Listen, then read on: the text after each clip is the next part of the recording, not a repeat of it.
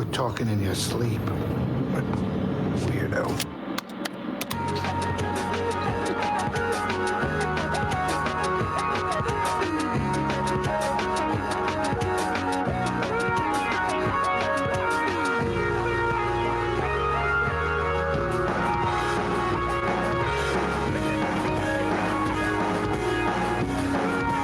Greetings. Welcome back, everybody. This is the Grinding Gear Podcast. I'm Garrett, here as always with my good buddy who I just yelled at about Cyberpunk Edge Runners for 30 minutes.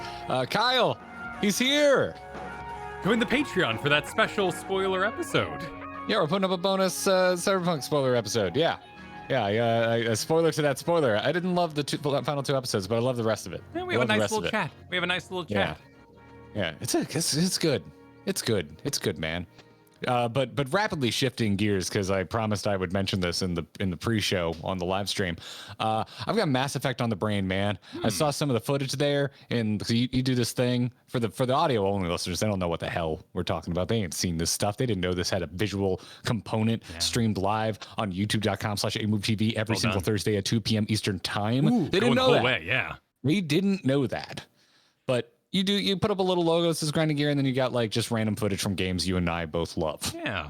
And well, I think I put Mass Darkest Effect Dungeon in here. Yeah, they're not all games you love, but you and I love. Yeah. There's some of your favorites. There's some of my favorites. Yeah, I don't know what the train thing is. And that was Factorio. That's some Factorio. There's trains in Factorio. Oh yeah, yeah. That's when it goes heavy, man. That's when it becomes hardcore drugs. Like you're having a good time playing like base level Minecraft, and it's like, all right. Now freaking network the whole planet. It's intense. Well, anyways, Mass Effect showed up, and it's been on my mind, man. I've been getting shamed again for my, for who I romanced, because you brought up Tally on our video released this past Wednesday. I don't remember doing that. Was it that somewhere, somehow, Tally got brought up? For sure, somehow, because I do bring it up often. Yeah. And anyway, I then tweeted out, I, for one, am sick of being shamed for my romance choice, of being Miranda shamed. That's it. Yeah. I am sick of being Miranda shamed. I do the there's dozens of us joke here, but I know there's way more than that. It's just, I think for a lot of people that prefer women, it's probably a basic choice. Yeah, but we could say Garrus is pretty basic as well, but doesn't mean it's a bad choice. Garrus, I feel like, is the basic interesting choice. Yeah, dating Batman. Hello. Yeah, who wouldn't want to date Batman? Actually, I would probably not. I wouldn't recommend dating Batman. Batman is not emotionally available, but that's what makes Garrus so great. He is an emotionally available Batman. So you're jonesing for some BioWare-age? You're like, or just Mass Effect in general? I am, dude. It's like I wish we had more time, because I'm like, dude, because I was thinking the other day, I was like, shit, how do we not have a Mass Effect MMO? It'd be so much fun to do co-op Mass Effect. Like, if I could will into existence a dream co-op game for you and I to go through, once we're caught up with Final Fantasy or whatever, that would be it. A co-optable Mass Effect experience. So like, give me a Mass Effect MMO, which now has led me down the trail of like, it'd just be fun to go through SWTOR start to finish with you. Like, it's only so co-opable, but still it's more co-opable than, say, Mass Effect. I'd be interested in hearing chats like thoughts, as well as, email in and all that sort of thing. Message us, join our Discord, all those various ways to contact us. Let me know like what co-op shooter with RPG elements landed for you, because I feel like we're in bullet sponge hell still. Like, we still haven't figured out that special sauce. I would argue that Destiny did a very good job. It did not work for you at all. You just don't like Destiny. No, I'm not much for the aesthetic. I did like Destiny, but my only friend that played it regularly is our good buddy Patrick Beja, who lives in France, and there's a massive time difference to overcome there. So I didn't really get to do any proper co-oping in Destiny, which is why I eventually stopped playing it. But I really like both Destinies. I had a lot of fun with those games, playing primarily solo. And in another life, there is a pocket universe somewhere where one Kyle Ferguson likes that game, and you and I had a good old time playing it. We did try out quite a bit of Division in the past, which was always like right on the edge of being great, which was basically. Oh, dude, I love the like first Division, and then the second one went to DC, and I'm like, I don't like this setting.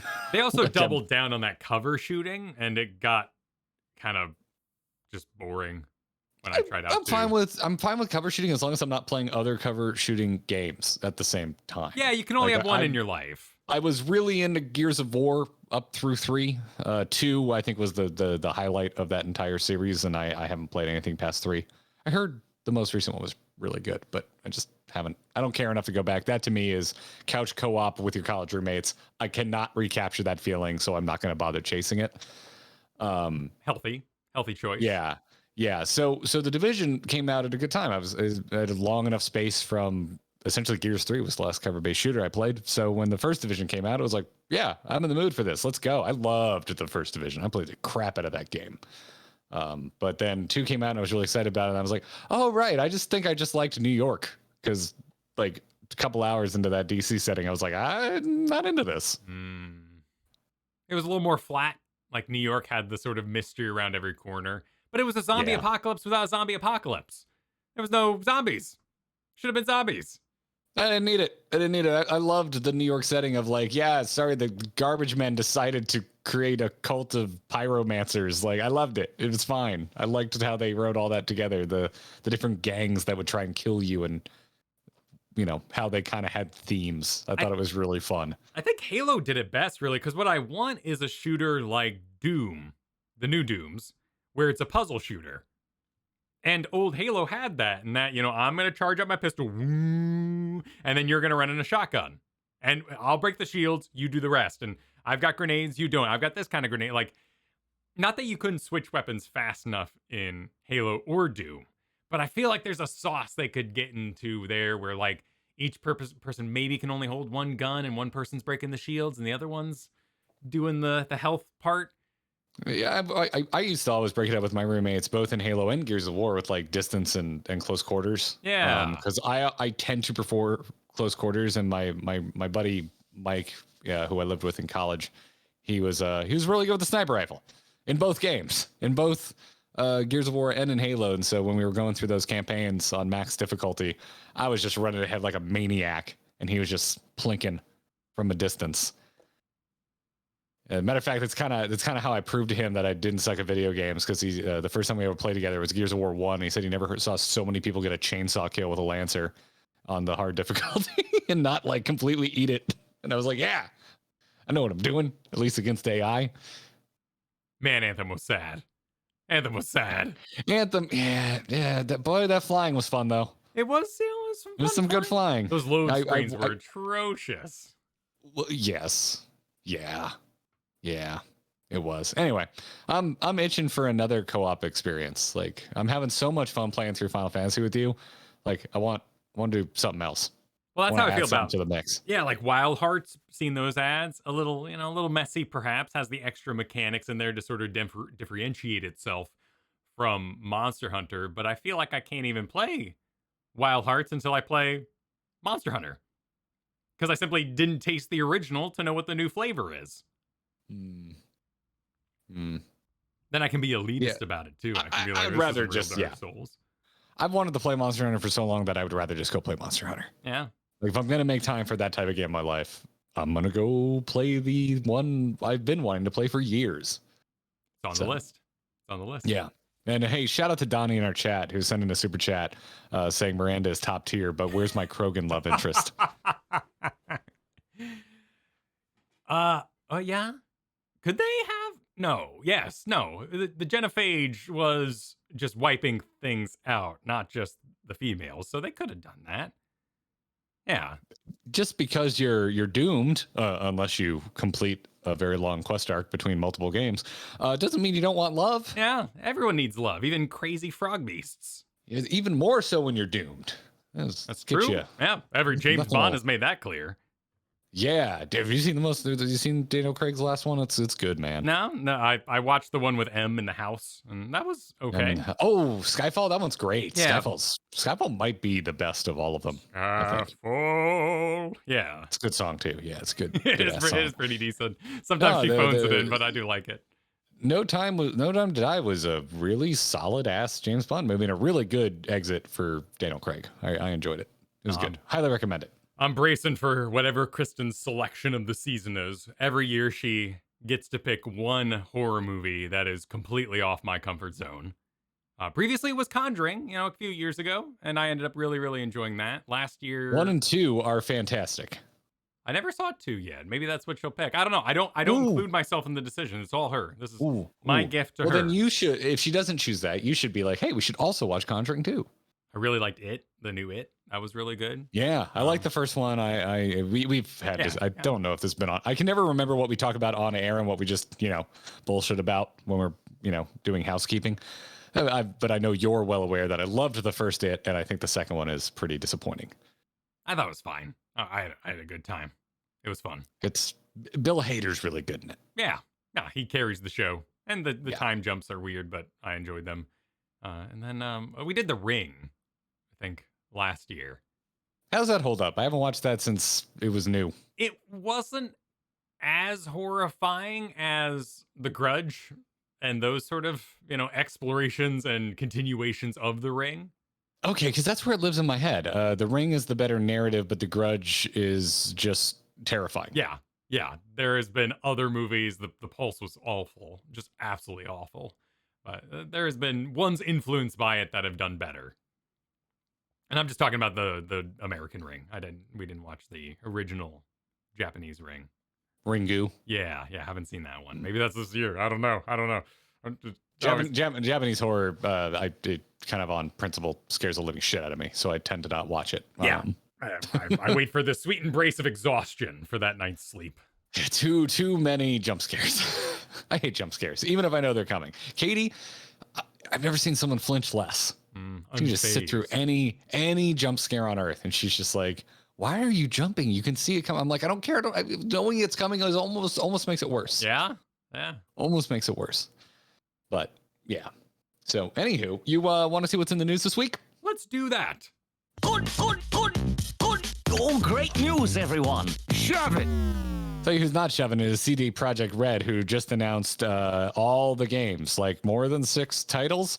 And all I can think about, Kyle, is that we'll probably be dead by the time the third one of these releases. I mean, most of these aren't going to come out, I would assume. Or half of them are mobile games or card games or something along that line. Yeah. And to call this an announcement, I think is slightly disingenuous. This was all part of an investor strategy update, which means this is all to convince people to part with their money to back CD Projekt Red, or if they've already invested to stay there. Don't sell your shares, stick around, look at all the good stuff we're doing. And it's not Kickstarter. They want to make money. I do think, honestly, makes a lot of sense. I think CD Projekt Red is on the back of a bit of a comeback right now in the public eye. Edge Runners was a massive success and has led to Cyberpunk 2077 crossing that 20 million copies sold threshold, and just having a whole lot of people, myself included, even checking it out for the first time. I'm actually I'm so inundated with Final Fantasy 14 work and schoolwork right now that I haven't had time to get back to it, and I am jonesing. I legitimately am excited to get back to that game, which I didn't see myself being in that position. So I just see this as another page on their comeback story strategy booklet. It looks good.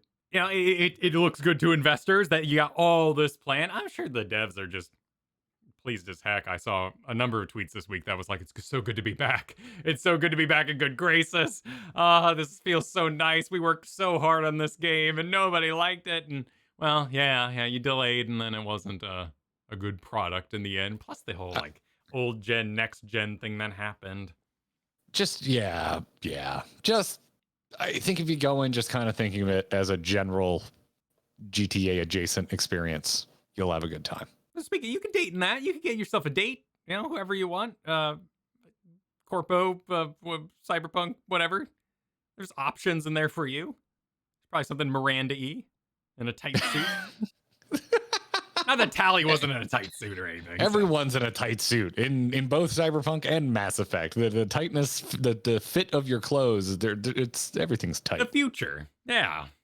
As a wonderful character in Breaking Bad once said, tight, tight, tight. Unfitted is the past. Mm. Been learning a bit about fashion recently because I'm buying curtains. What does fashion have to do with curtains? Well, because, curtains look good when they touch the floor because it communicates to your eyeballs geometry that this curtain was fitted for the house it exists in. And that's what fashion is too. Like, fashion literally is, if it's fitted, you're suggesting to everyone around you, I have the money to make this fitted. Same reason why you ever seen like old medieval like merchant paintings where they have like this crazy pile of cloth on their head. Like, it's just like, it's a hat, but it's like just everywhere. Huge. Kyle, you are the New York of the division of conversationalists. I never know what's around the next corner. And so that communicates to your employers / investors, I am so damn rich, I can afford just random cloth on my head. And psychologically, you go, they must be rich. I saw a TikTok last month that was all about how to spot a millennial, and it made me feel very old. And a big part of it was get away from that fitted shit. What are you doing? We're back to larger, baggier items. I'm simplifying. It was mostly talking about a big difference between denim jackets. Oh. Yeah. So if you notice what a lot of Gen Zers are wearing these days, it's a lot less fitted in the jacket department, a little more loose and less defined. Okay. Again, like, if there's fitted and then there's excess cloth. Like, both are wealthy extremes, but it's when your should be fitted thing isn't fitted, you go, oh, that was cheap. You don't look good. The future. But anyway, CD Projekt Red announced a ton of crap, and maybe we'll live to see some of it. They're apparently making far too many Witcher games.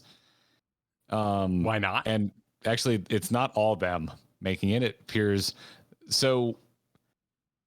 There's going to be a new Witcher game that's going to kick off a new trilogy. So essentially 3 Witcher games right there that CD Projekt Red themselves will be developing. Then there's 2 more Witcher games in development from other studios. And these Witcher games have nothing to do with the new trilogy. Is this the US-based baby they had recently? I don't know. Kind of like how, Blizzard has babies occasionally that go off and, they're working on strategy games and stuff like that. Witcher, CD Projekt Red just had one that moved to the US and is doing like not necessarily a parent studio. They've moved out, but they're in league with them.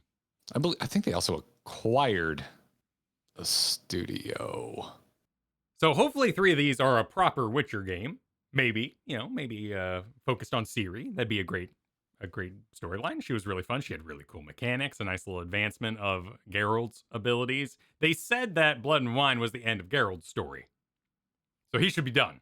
No more Geralt, no more gruff dude who grew on me immensely. I've avoided Witcher 3 forever. I even owned Witcher 2. I just got in there and I was like, ugh, I don't want to pretend to be this man. I want to make my own character. I had a very similar reaction the first time I picked up Witcher 2. Never played Witcher 1, beat Witcher 2. And I had the same thing. I was like, this guy's so gruff, but by the end, you just kind of love him. Oh, yeah, and they play with it, too. There's wonderful scenes, as well as one particular expansion where that's Blood and Stone Cold, Stone, something about Stone. It was great. Like, it really played with the idea of him. And they are very self-aware at times. So I would love exploring Ciri. But they actually did for a while ago. They put out an image. And this was back in March. They had the new saga begin. So the whole Witcher announcement. Yes. Oh, a wolf pendant in the snow. There's so much to glean from this. Well, not necessarily a wolf pendant if you want to put on your nerd hat here. We can go a little deeper. Some people think it's a cat pendant, which there is the School of the Cat. Which there's like rival Witcher schools that all monster hunt, but they really don't like each other because they're all, different businesses kind of thing. This is confirmed to be the School of the Lynx, which is entirely made up. And I guess in the book, Siri at some point got a cat pendant that wasn't part of the School of the Cat necessarily. So they're just farting off. They bought the rights for, I believe, something like $200,000, and the book creator will never forgive them. And they can run with it, and they're just going to go make new stuff up.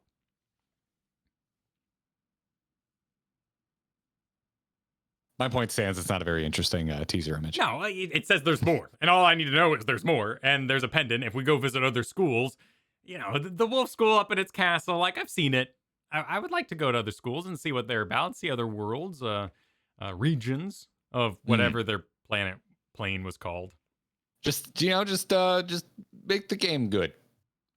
That'd be nice. Make the game good and don't make it for old consoles. Let's do that. I like the third person. I'd be sad if I don't really. Oh, I cannot express how much I do not want to play a first person Witcher game. Yeah, I'm not much for the swords in first person. I put up with it in like Skyrim because Vermintide. Yeah, Vermintide's fun. I like Vermintide. Yeah, it's a very different type of game though. And Vermintide's more of a shooter that happens to have melee weapons that you use when you don't have ammo or magic. Yeah, and also Skyrim I play primarily in third person. Really? Yeah. Wow. Yeah. You weirdo. I have my own character. I want to see it. Huh? And honestly, one of my prime complaints about Cyberpunk. What did you roll in Skyrim? What were you doing out there? And I'm freaking stealthy ass rogue archer. Roll with the stealth. Arching? In the third person? I would go first person to line up my shots. Okay. Oh, okay. Just making Yeah, you haven't played PUBG. If you play PUBG in third person, which is how I learned the game initially, I'm like a first person purist in PUBG, but when I initially learned the game, I played in third person, and you can like map it to be like a single button click to go into first person for aiming. Okay, that makes sense. I did like the spell casting because you had like both your hands up on screen. And granted, you know, that means you're walking around like you got really wet hands and you're trying to keep it from going down your sleeves, but it's still going down your sleeves. Like you're walking around, but you could like double channel. And like if you did ice, you could do like, woo, and like put them together and make a bigger ice bolt. But could you do baby? You could not do baby. Mm. They're also working on something just entirely new. So they got another Cyberpunk game and then something that is just entirely new. Hopefully they kind of keep on this trend. I would love to see more tabletop book explorations. Like if they got a hold of Mistborn, Mistborn's probably too big of a property, but if they got a hold of some of these really cool book series that have excellent magic systems, I would love that. I'm surprised how many people think I'm a madman in chat right now. I'm just like, have you played Skyrim? Like the controls aren't that good. It doesn't really matter how you play that game. No, and I mean, if you're just like swinging axes and stuff, I can see third person being okay. But it is. I think Bethesda games are kind of the masterclass of the master of none. It's like such a perfect encapsulation of that. They're impressive because of the breadth of their content, not by the fit and finish of their content. I don't think you'd like Yakuza. I started that up over the week. That is. I saw that you got. I've heard they're hilarious, especially the newer Yakuzas, and I would love to play them. But I know how much time it takes to get through a Yakuza game. Yes. Which is why I'm looking at you going, what are you doing, dude? Well, it's like a night game, you know? I'm about to, we're about to have our second kid. So there's going to be like, laying on the couch with the baby sleeping on you kind of things going on. Okay. So okay. Because in my head, I can you tell I don't have kids? Because I'm like, that's a major hour commitment, and you're about to have your second kid. I wasn't thinking about, just like, can't sleep because the little one isn't asleep, and I just gotta, let them fall asleep on my chest while I, play a game. Yeah, I gotta go like gamble or play karaoke or something, get points. Yeah, okay. Now that makes a lot more sense. Now they've explained this to me. I'm a newbie when it comes to child rearing. Ultimately, my goal is I start up Game Pass because at the end of the month, Persona 5's coming out on it. And I have been recommended that so many times, even before we started streaming Final Fantasy. So it's not like a JRPG thing, just people being like, my friends, texting me being like, have you played this? You'd love it. I'm like, I know it's not available for PC. And it's coming out on Steam for $60. Saw it on the Game Pass day one. I was like, oh, well, hey, let's do it. Let's get that Game Pass rolling again. Game Pass. Hey, there we go. Yeah, I never played a Persona game. Everyone tells me I'll love them. I think the earlier ones are emo as shit too. So I think the I'm trying not to shame you because, play your games how you want. But I butt heads with the idea that you complain about Bethesda games being ugly all the time when you stood and stared at the just jankiness of the third person overall body as it was like up and down and like crouch and then go and then weirdly contort as it would throw an axe around. Like it's just not You're talking pretty. about in Skyrim? Yeah. Well, yeah, Bethesda games are hideous. Yeah. I just kind of accept that if I'm going to play one. I know, but you're enhancing the hideousness. You are entering a world of hideous. If I already think something is just kind of inherently ugly, like I'm in. You've already suspended your disbelief enough. I'm either not engaging with it at all, or I'm just accepting it for what it is. So, like 2 examples: original Tron, too ugly to watch, in my opinion. Too ugly to watch. I've never seen it. I've tried like 10 separate times. I can't do it. But Skyrim, I do think, this is my opinion, I think Bethesda games are hideous. Skyrim's fun enough that I don't care. I just immerse myself in it, and like being in a really cold body of water, eventually you don't notice it anymore. Yeah, that's fair. I mean, I do play Slay the Spire, so, I get it once you're ingrained. I mean, same goes for any MMO. Like, from the outside, anytime an MMO is announced, like, New World, right? I saw that and I was like, oh, I don't really like the look. But once you're in there and you get in the world and you're like, oh, that shield looks good because I understand in the world that having little wings on the side is more enhanced than a normal looking buckler, your brain starts to put it together and you start understanding the visual language. Yeah. But then the game felt very samey, very quick for me, and I never went back to it. Oh, you actually played New World? Yeah, I did. Oh, okay. Yeah, I did. I was like, oh, I can fence. I've never had a fencing sword in the game before. How cool. And then I was just doing the same thing for hours on end. And I was just kind of like, if I'm going to do the same thing over and over, I'll go play WoW. Yeah, miserable monster models is why I never got in. Just nothing to see. They're not great. Yeah, it is a very, I think, a very generic game. Yeah. Just kind of all around. The way it looks, the way it plays. Yeah, not really my jam. There's little moments of brilliance, but overall, yeah. All the vegetation in that game looks like it was a Photoshop brush. It was like, here's all your plants. Get the plant brush out. Nothing looks intelligently designed except for the villages. The villages were kind of cool, but it's because you could tell that that they decided where a building went and what a building looked like. Do they procedurally generate that stuff, or did they go through with a brush and just go blah, blah, blah? I believe large swaths of the land was kind of like they had a system that kind of did it automatically. Yeah, like the Lord of the Rings battles, back in the day when they were showing off their orc tech. And we're probably both overly simplifying. Oh, but absolutely. Yeah, that's kind of how it is in my head. But yeah, I think the larger villages in New World were like, actually designed by hand. And you could tell, because then when you went out, it was just like, there's just plants everywhere. There's too many plants. It happens a lot. There's certainly that element when you're in a game and you're like, did someone actually design this? Was it on purpose? It happens. It happens. I feel on the opposite end of the spectrum, I feel that way a little bit of that Horizon game. Like, it's just too visually high fidelity. Like, it's like everything is so rendered. It's like my eyes get overloaded looking at that game. I would say that's the problem with Tron as well. Also, there's no weight in the action scenes is probably my biggest problem. You're talking about the original or the original sequel? Like when okay. people do like a combat everything roll. kind of has that look, so everything just kind of blurs together. Yeah. Yeah. And they're like wearing pajamas, and you can like see the pajamas kind of like getting folded, when the guy bends over or whatever, and you're like, oh, those are just pajamas. Like, this is lame. I'm not watching this. I love Ferris in chat. It says too many plants. 8 out of 10. Yeah. What a mess. Honestly, there's shallow things that stop you from playing from games. This our friendship is really nothing but exploring how shallow we can be at times. Well, as the consumer, we're allowed to be a little shallow at times. And my shallow complaint about Horizon Zero Dawn is I don't want to bend over that much to pick up stuff. Like I say depth for friendships and relationships. I don't, when it comes to fun consumer experiences, I'm going to be shallow, damn it. Listen, you got limited time on this planet and they are vying for it. You have to make certain decisions. And for me, watching someone collect things off the ground in Horizon Zero Dawn New Horizons or something like that. Was it Forbidden West. Forbidden West. you had to full stop. You would like, bend over, pick it up. Bend over, pick it up. No. I just need to like vacuum that crap up. If you want me to do any crafting. Oh, don't mean to like bury Final Fantasy talk somewhere where we weren't planning on having it, and we'll probably have to mention this on a stream at some point when we're actually playing Final Fantasy, but I've had this feeling in Final Fantasy this week. I've been leveling in Final Fantasy, got my summoner to 70 so I can get XP now in Shadowbringers. Huzzah. Nice.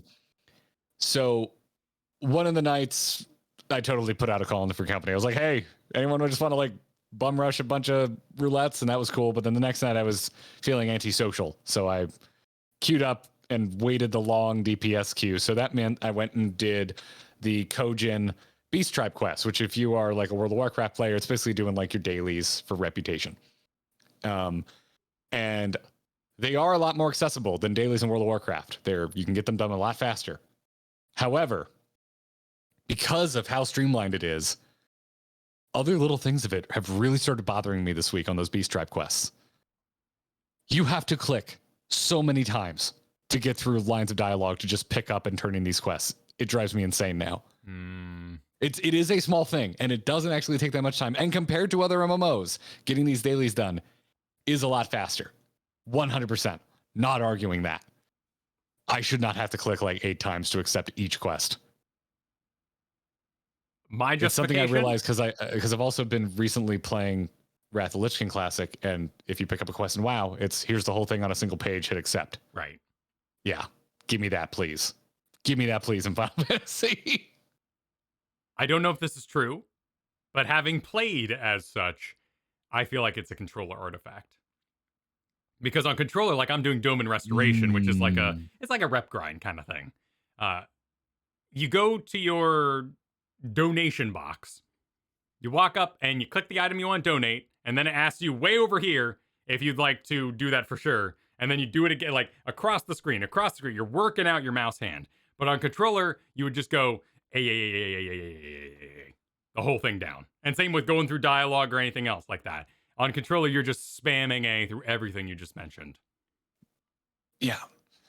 I think if it's repeatable content, though, like give me a one pager, please. Yeah. No, if the game could sense. So chat's even bringing up numpad 0, and I've been doing that. But if it's a hand-in quest, it cancels out, and you got to start it over again. Yeah. It's really annoying. Yeah. Also, just get rid of hand-in. Why do I got a hand-in? It never feels good. It always feels like an interruption. I have to So assume I'm after. noticing. Sorry, go ahead. Go for it. I was going to bring up a Yakuza again. I have to assume that this is some sort of like immersion or systems thing, because even Yakuza starts with that same sound effect, same menu as Fatal Frame and everything that you've ever played from Japan. And they are just extremely insistent on immersion, but sometimes it goes too far, like, our Shadowbringers fairy, like telling us how, banks work. Like it happens. And I think it's just kind of what they're used to. Like we start all our movies with an action scene. And maybe across the world that's not preferred. So I feel like there's some element of like, nah, this is the way it works, or maybe just immersion that they prefer in Japan as creators that we in the West are like, no. Yeah, maybe. I don't know. But this is like a sign that I'm like, oh God, I'm getting deep into Final Fantasy because I now understand it enough to have very specific and petty gripes. Well, so. I can bring it back to the topic here. Excellent segue. Do that to Witcher, please, because there were horrible menu problems in Witcher 3. Like, I loved doing oils for my weapons. I found it really immersive. There wasn't stealth in Witcher, but, you had like on your Witcher sense, your Batman goggles, and you'd be walking around and you're like checking the footprints, and then you're checking the things, and then it's like, I think it's a werewolf. And you're like, okay, so I go to my logbook and it's like werewolf, week 2, fire, and oil of the snake. I'm like, sick. Let me get all equipped because I'm playing on hard here. This feels good. Let me put on my anti-werewolf armor. I don't think that was a thing, but you get what I'm going at. Let me put on, let me attach my fire spells. Let me get out my snake oil. Didn't intend that. You oil up your sword in the menu system. After you've done all this menu work of getting your menus laid out, You engage the fight, and then your oil lasts for 10 hits, 20 hits if you like fully spec'd into it. And then mid-Geralt jump flip, you're like, pause, menu, inventory, oils, apply to blade, yes, back, continue flip. So please, think about your menus. And oils are very cool, and I love getting set up for battle. But that's got to go in a new Witcher game. That was super lame. I mean, I thought oils were lame, so it's all personal preference at the end of the day. It was fun. Like I said, I like the theming. I was really immersing myself in that. And I played on harder difficulty, which didn't require me going down that route, but it did, facilitate my brain going, ooh, this is useful. Well, speaking of games that are a mess to some people, let's talk about Overwatch 2. Yeah. Boy, dude, Overwatch 2. What a delightful mess. Yes. I'll introduce the counterpoint early on. For those who are deep in the know, like we once were for, many games, but Here's the Storm, of course, immediately comes to mind. This release is a huge shakeup of the meta by minusing a person down from 6 players to 5 players and getting rid of the off-tank kind of role. So people who were like in it for the grind and the ranked are happy as long as they can get in the video game. That is the vibe I'm getting. I talked to our mutual friend, Patrick Beja, who still very much enjoys Overwatch. And that was kind of what he told me. He's like, hey, for those of us who are still in it, this is great. We're having a good time. Overwatch, this is a positive change in terms of the meta and the moment-to-moment gameplay. I was like, cool, because I wanted that gut check, because, boy, Overwatch seems unappealing to me. But I covered Blizzard for so long, I can't stop staring. I'm just curious about the overall story, how it's going from a marketing perspective, what their communication is like. And from that side of things, it does seem a bit ablaze. I wouldn't call this a full-on dumpster fire, but it's just like, could Blizzard just one of their things? Could it just be just an all around positive success? It's multi-bad for sure, as you've sort of alluded Multi-bad? to. Yeah, there are many facets going. Like I saw, videos last night. Like videos are coming up on YouTube. There was Asmongold face palming because he was one of the lead designers, I think, of the Battle Pass. You're just describing an Asmongold thumbnail. Well, sure. Well, sometimes he's really excited, right? It's not always a face palm. That's true. But 50-50. Very rarely for Blizzard things. 50-50. This particular clip was because the Battle Pass designer and systems designer was a World of Warcraft designer. So they were all having a laugh because, oh no, they ruined WoW systems. Now they're going to Overwatch. Oh no. Why didn't they put Diablo Immortal people on this? At least those systems make money. So there's a lot of comparisons. No, we don't want that. I know, but there's a lot of comparisons to Diablo Immortal, which is working for people and money making, people who are still in that machine. And then there's comparisons to Apex Legends, of course, which has, for many people, a very positive experience with the Battle Pass. Yes. Another thing I asked Patrick about, because he was having a long Twitter conversation with folks about how the Overwatch 2 Battle Pass system matches up to things like Apex Legends. And it turns out not as well, I guess. I guess Apex Legends is a little more generous than the Overwatch 2. This is me speaking very generally based on a Twitter thread with another video game podcaster who I trust. But yeah. But that's not the big news. And of course, Ddos Attack. That happened to them. There is a Ddos Attack. There was a issue where people who use prepaid phones couldn't get in, which was quite the scandal because it seemed like a lot of folks that use prepaid phones are doing so because they are on a very strict budget. So it felt like, wait a minute, why are you punishing us because we don't want to get into bed with a predatory long-term phone contract that can affect our credit? This is the one I don't really understand, so I'd love to go a little deeper because last week I was talking about protections and thinking in my history with Dota about phone entering over there, I saw it as a positive to protect against smurfing and cheating.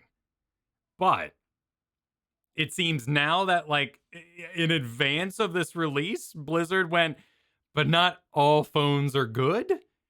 They segmented, they like dealed with Verizon or something? Or like you got to have a real phone? I believe it was an oversight. Okay. But whatever the case is, it still played out the way it played. And it has since been, in a murky way, walked back. So for those that don't know, we talked a bit about it last week, but again, to catch you up, Overwatch 2 has a mandatory 2-factor authentication system that must be run through a phone. It is called SMS Protect. It needs to run through a phone. You need to have an approved cell phone device, but prepaid phones did not meet the requirement of this system. So if you're doing like a Cricket Wireless or any of these other prepaid phones, which if you're unfamiliar with that, you literally buy a phone, it has like a prepaid amount of minutes and whatnot on it. And then if you don't re-up, the phone just gets shut off, as opposed to like a long-term, like, you know, I have AT&T. If I don't pay AT&T, it's going to impact my credit, kind of a thing. I wasn't aware of the credit impact. I do Google phone, so I like call on Wi-Fi and weird stuff like that. Do you have data? Yes. Do you have a data plan? I do. Who is it through? Google. Google? Yeah, Google. Google Fi is my provider. What the shit is that? I don't understand it because I didn't put it together, but I'm happy with it. Okay, I'm unaware of it. Yeah, I am freaking unaware of it. I jump between T-Mobile and AT&T about every 2 years because one gets too expensive, then you jump to the other and you start saving money again. On my old router, which didn't reach the kitchen, I would have to be on the phone and I'd be like, oh, let me get closer to the router, and then then my Wi-Fi would connect to my phone and my call would be great. Is Fi considered VoIP? Because VoIP also didn't work for this system. So would I not be able to Overwatch if I desired to? I don't know. That's why I'm asking if Google Fi is considered VoIP. Yeah. Because VoIP systems, like, you couldn't route it through a Skype phone number, for example.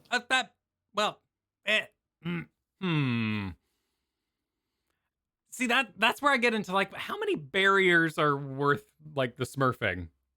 Because personally, my time is different than everybody else's, but if I was like, I'm gonna smurf today, I would go to your website, I'd make an account, and if it was like, you need a phone, I'd be like, I don't care enough. Let me go ruin my own rank. I'll go practice Diva on my main. It's fine.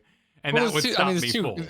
It's two conversations being had here, right? Like there's the intent of the system, which is to keep smurfing down and also keep you a little more honest if you're going to be a total asshole on the platform, right? But then there's the impact of what's happening with folks that use prepaid phones, where it's like, no, sorry, your phone isn't good enough.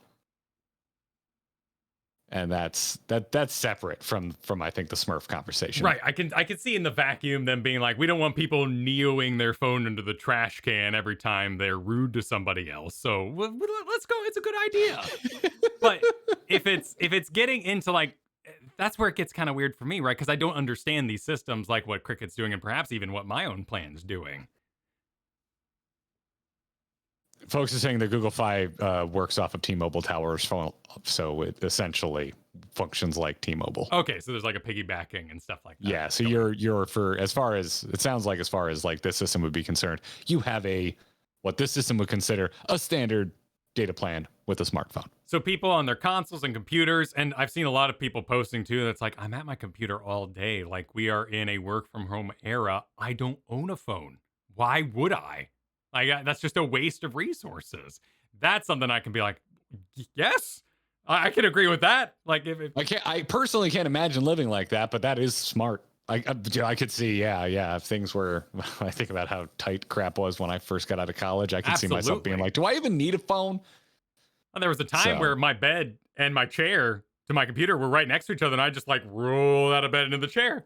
Like there was no like browsing time. There was no, watching a movie on the couch time. Like, it was just to the computer and done. That was my day. Oh, how freaking Ready Player One is that? It could be a little dystopian, but sometimes it's like, oh man, you romanticize a little bit. You're like, ooh, a little bit. It was simpler. No responsibilities. I had a good 6 months before I moved back to Florida from LA, where that was kind of my existence, just like rolling off the twin size bed. Yeah. Into my computer chair. Yeah. Oh yeah. And then going to Indeed.com and stressing out the whole day, like there were times. Yes. Yes. Oh boy. Oh, one of these days we'll tell the full story of 2010 when I moved back to Florida over some sad music. Yeah. My personal, I've never. That was my low point, which was living with my parents again for 3 months, trying to find work. That was rough. That was a rough time. So, anyway, they've since somewhat walked this back quite a bit. There was an update on the official forums from one of the community managers. The title is Overwatch 2 launch status update, and they said that any Overwatch player with a connected Battle.net account, which includes all players who have played since June 9th, 2021, will not have to provide a phone number to play. So they're kind of grandfathering you in if you played OG Overwatch to somewhat get around these issues with the prepaid phones. Okay. Well, yeah, if you were in good standing, I guess, as well. And they didn't say I'm making connections here. They didn't say straight up that this was in reaction to the prepaid phones issue. There were other issues as well. There's been all kinds of stuff. There's been queue issues, server crashes, all kinds of stability issues. This is even outside of the DDoS itself. And they even went on to say that, a direct quote here, on the day of launch, these issues were exacerbated by DDoS attacks. While they did not directly cause any of these issues, they made the environment in which we work on these issues more challenging. And then went on to say we have not suffered any further attacks. So it does sound like the DDoS attacks are over. But it seemed like the bigger issue with the DDoS was it made it more difficult for them to get into their own game to fix these problems. Right, and it's a bigger problem because they are going free to play, and so people expect a low barrier to entry on a free to play title. So all the new players show up, they want to get in your game, they have all these additional hurdles. Nobody wants to play, your day one is kind of bad, free to play games. I feel like maybe more than normal games live on their day ones too. So it's bad news for Overwatch 2. I think this lasts a long time. Yeah. So it's just, I don't know. It's another thing where I'm just like, I'm looking at this and everyone like, doing the math on the battle pass to unlock the things and being like, well, it's a little worse than competing, competitive shooters. It's just like I said last week, I'm just a little tired of Blizzard just seeing how much they can get away with. Which this doesn't, this is kind of a separate issue from the issues that they're seeing on launch day. But it's like when you have this and also the changes you've made are not just a net positive, they're not necessarily things that anyone asked for. It makes me sigh. There's a lot of sighs when I think about. When we think about Blizzard in general, I'm thinking about this more from just a video game perspective because Blizzard keeps messing up. I'm not entertained by this conversation anymore, but I do think it's interesting that they're having an issue with their core player base, which is the widest player base, the casuals, being interested in their game. Because what they did was make subtle, it seems on the outside like getting full of a full roll seems like a big deal, but when you just run in there, don't care about your comp and start firing shotguns Reaper style, those sort of players aren't enjoying Overwatch 2. They're wondering, why did this have a 2 on it? And then you have the launch issues on top of it. There's that old kind of thought process that a lot of video game companies, we had EA do this with Battlefront, where they go out and they see how much they can get away with. And then there's an additional layer of that where they then go, and how much can we be rewarded with removing later? Like how many points are we going to earn when we fix our own problems that we've made? This is a conversation around World of Warcraft for a long time. Like they villainously make bad systems, so when they fix them, they can do like, boom, big trailer, sweeping graphics, now removed. The thing we put in there that we thought you wouldn't like. This is opinion and conjecture at best. This is not a proven thing. Oh, I'm not saying it's proven at all. I'm saying it's interesting. I think the way you were selling it kind of made it sound like that. Oh, well, then I'm just talking out my ass. Yeah, no, I'm having a great time because I enjoy the tinfoil hat of it. I do not think that EA looked at how Battlefront 2 went and said, this was a success. But they made it a success. And after that success, is there an element of marketing? I don't think that was their plan. I don't think their plan was, let's release a dog shit game and then spend years of blood, sweat, and tears making it awesome so we can have this from the ashes storyline. No, this is more of like the Star Trek scenario where Kirk, will you hit the button that kills half the people on the planet, like thought experiment kind of level thing. Like, is there a world where you go like real, like let's get outside, like, astral project yourself into marketing, everybody. Let's not even pretend to be human here and see what we can get away with. And our company's trying that out. Probably not. Sure seems like Blizzard's trying that out. Then now I'm on board. Now I'm on board. Fact. Now I'm on board with you. No, but again, it's like there's clearly a divide between the people that set the prices and make the business decisions and the actual developers of the game. Absolutely. They don't want to talk about it. They're never going to talk about it. We're never going to get a behind the scenes peek. There's not going to be a DVD release for the making of Overwatch 2. And now let's go up to our soulless business development division, where they sat down and crunched the numbers on how much they could wring out of you money wise before you decided to quit the game. And then they told us this, and we had to construct a game around it. They're not going to say that. They're not going to own up to that. We're never going to get solid answers on that. But I can't help but look at it and think, I wonder if Jeff Kaplan just got fed up in one of those meetings, and that's why he's not with Blizzard anymore. Did you ever watch the making of Disney? I think it was Imagineering on Disney Plus. The Imagineering documentary. Yeah, I really like that documentary, even though it is, boy, Eisner's never looked better. Oh, dude, exactly you my about point. Sweeping shit under the rug. It's still wonderful, though. I love that series. But if you know the real history, you're like, this is pretty sanitized. Yeah, no, and even like the further you go back, like the first couple episodes, banger. Like they're absolutely like being like dun dun on that piano, like really playing up. Every episode like ends on a down point. Like Disney's going to hell. They got no money. What are they gonna do? How are they gonna get themselves out of this jam?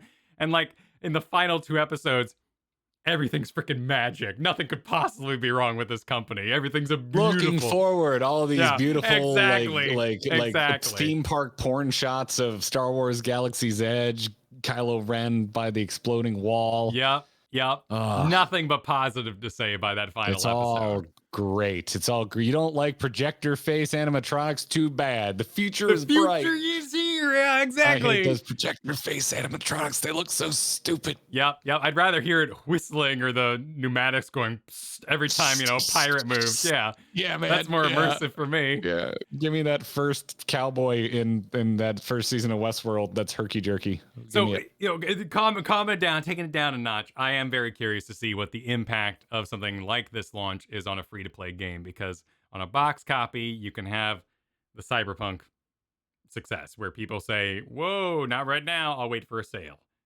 And then you can have that sale and you can have that rebirth. I think it's really hard for a free-to-play game to have any sort of second life. I'm trying to think of a second life joke, and I'm coming up blank. And you can probably think of examples. I don't know how well, like getting rid of building with Fortnite did. I don't know like the popularity of Roblox. Roblox to me seems like more of a steady climb. Fortnite's 100% having a surge that I believe started with them adding no build mode. Well, and Fortnite is just kind of like what they did with Heroes of the Storm, but it's everything. So it was like, why did we even bother limiting ourselves to one company's selection? Licensing hell really is the answer to that. Well, when you have enough money, right? What Fortnite has accomplished just in how many different licenses they've been able to strike deals with is nothing short of incredible. Yeah. Like I've said it before, like I don't like how Fortnite plays and I kind of want to play Fortnite right now. Like they're just knocking it out of the park. It just looks like a fun place to be. I agree. I would certainly be there if I was younger, like particularly because they added aliens recently. That really was like, whoa, really? Like, yeah. You want to run around as a xenomorph with a gun? Absolutely. Yeah, let's go. I want to be Goku with an AR-15. Let's do it. 100%. Let's do it. Assault rifle Goku. Kamihami Gat. Anywho, I'm sure we'll keep an eye on Overwatch 2 from the sidelines. Like it's a fascinating experiment with a little bit of resent because of Heroes 2.0. We are out. Hey, man, Heroes of the Storm lasted longer than Overwatch 1. We can take comfort in that. Mm-hmm. You can still go play Heroes of the Storm. You cannot go play Overwatch 1 now. You can still do old StarCraft ones, right? Like you can log in and do ladder on Wings of Liberty? Or did they get rid of that feature eventually due to population? Oh, dude, I have no idea. Okay.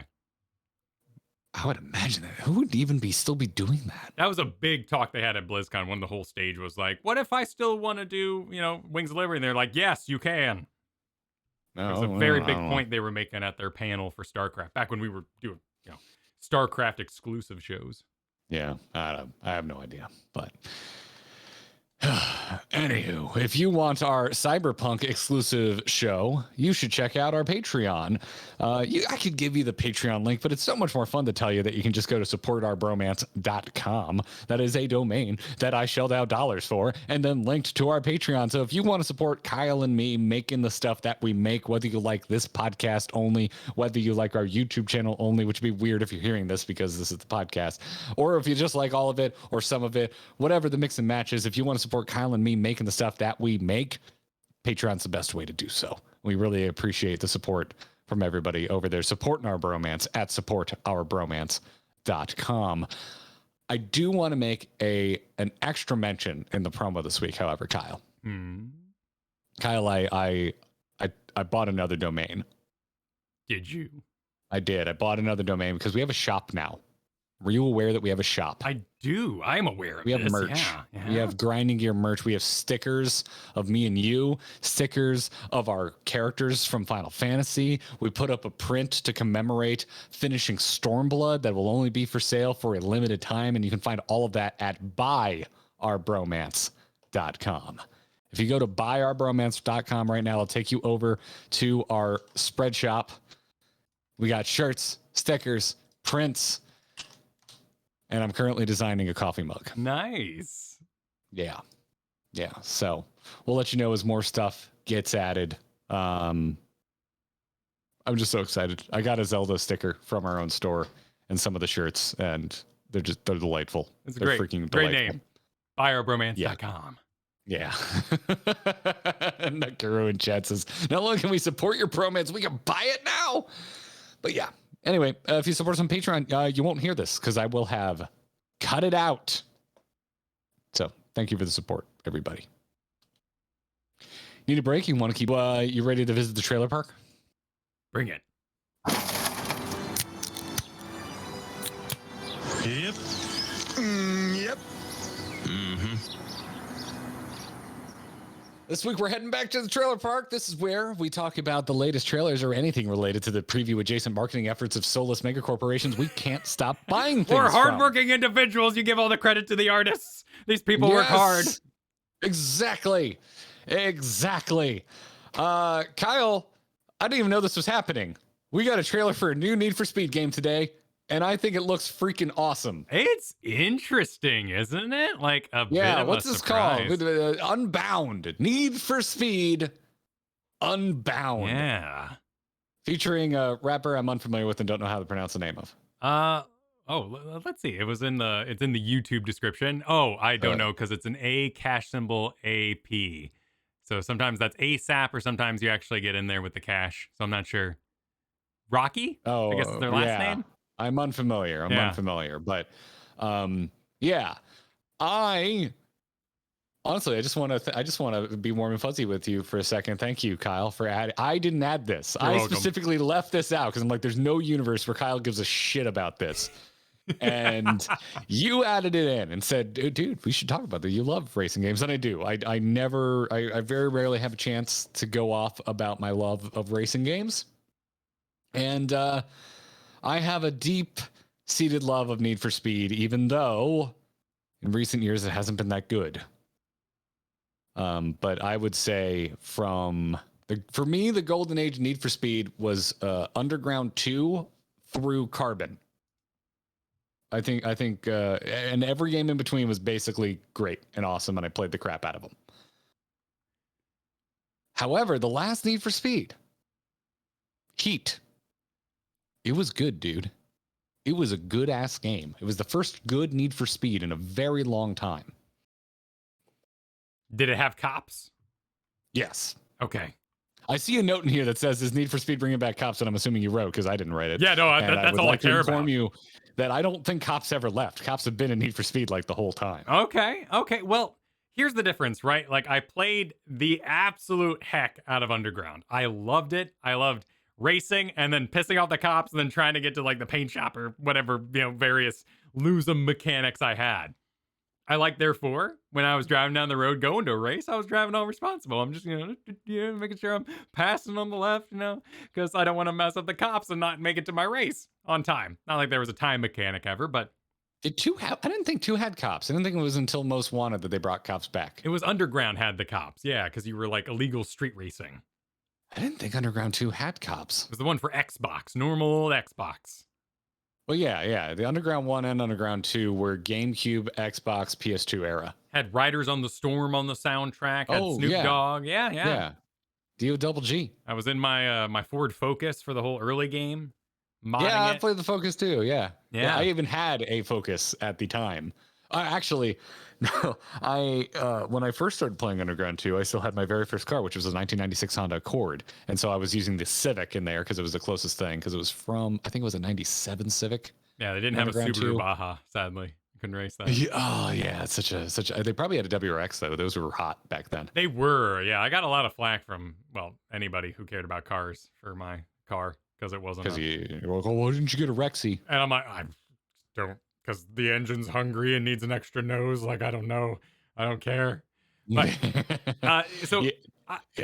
the trailer has cops in it, and I'm like, ooh. But really, it's the style they're doing, and It's said got on a Twitter. good.